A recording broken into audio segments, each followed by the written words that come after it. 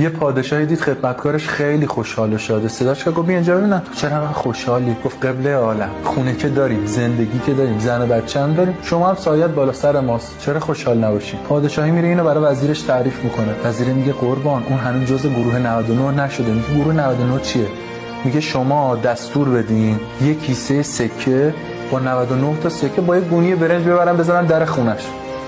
خدمتکاره میاد خونه و میبینه که یه دونه کیسه سکه در خونشه با یه کیسه برنج. شروع میکنه سکه ها رو شمردن، میبینه 99 تاست. 3-4 دفعه هی میشماره، بازم میبینه 99 تاست. هی اطرافشو میگرده، میبینه 99 تاست.